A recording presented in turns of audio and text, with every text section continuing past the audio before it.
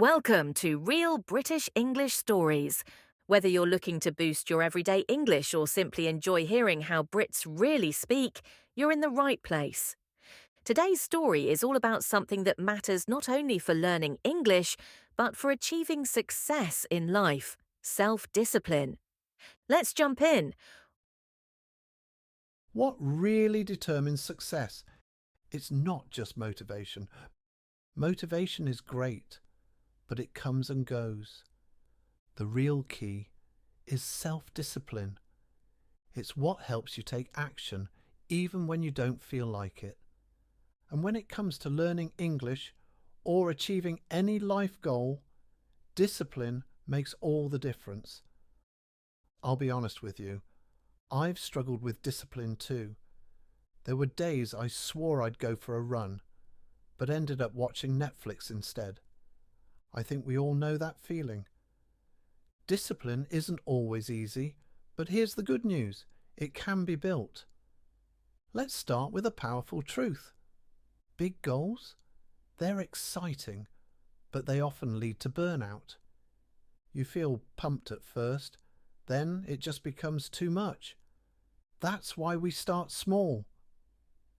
Tiny habits.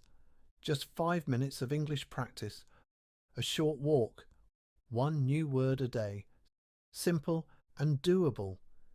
BJ Fogg says it beautifully. Start tiny. Feel good. Grow naturally. Because when you succeed at something small, your brain celebrates it. You feel good. And that good feeling builds confidence and momentum. Now, here's something most people overlook. Don't just chase big goals. Build the system that makes them happen. A goal is the result you want, but the system is what gets you there. For example, if your goal is to speak fluent English, your system might be 10 minutes of practice each morning. It's repeatable, sustainable, and powerful. When systems are in place, you don't need to rely on motivation. You just do it, like brushing your teeth or making coffee. No drama, no overthinking. It becomes a part of who you are. Now let's talk about making habits more attractive. Because let's be honest, if it feels boring or painful, you won't want to do it. So add a little joy. Watch a show you love with English subtitles. Learn the lyrics of a song you like, or give yourself a small treat after studying, like a good snack or a short break. It's called positive reinforcement, and it works. Sometimes a little self-bribe is exactly what keeps the habit alive. Now here's something that's often ignored: your environment. Your space shapes your discipline more than you realise. If your desk is cluttered, your brain feels cluttered too. So make it easy to stay on track. Keep your English books or flashcards where you can see them. Move distractions out of sight. Even your phone. Put it away while you study. And don't forget, your social environment matters too. Surround yourself with people who support your goals. People who lift you up, not pull you back. Energy is everything. That leads us to something crucial: managing your willpower and energy. Here's the truth. Willpower is limited, and it runs out as the day goes on. So use your best energy, usually in the morning, for your most important tasks.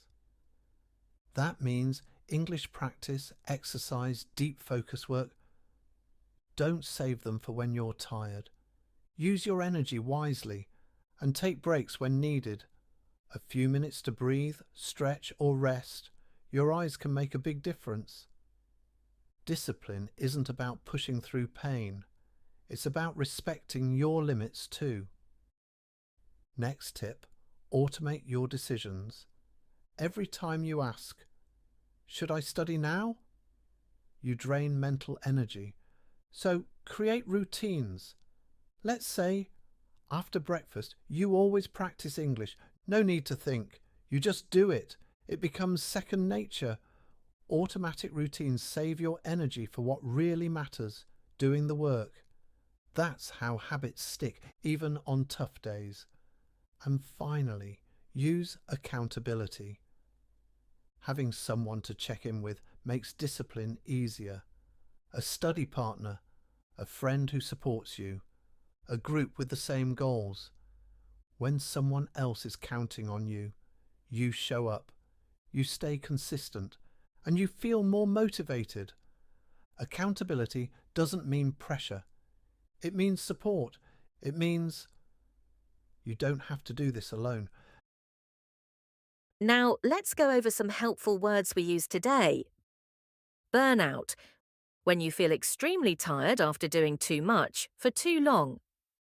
Momentum, the energy that keeps you moving forward once you start. Distractions, anything that pulls your attention away from what matters. Willpower, your mental strength to resist temptation or push through something hard. And accountability, being responsible for your actions, especially when someone's supporting you. Let's wrap it up. Discipline is not about being perfect. It's about showing up, even when it's hard. It's about building something small that grows into something powerful.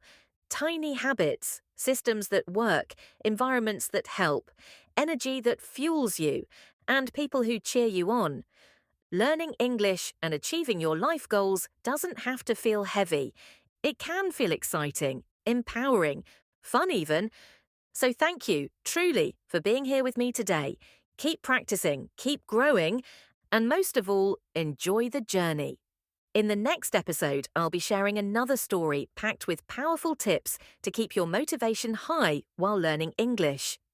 Until then, stay disciplined and take it one tiny step at a time.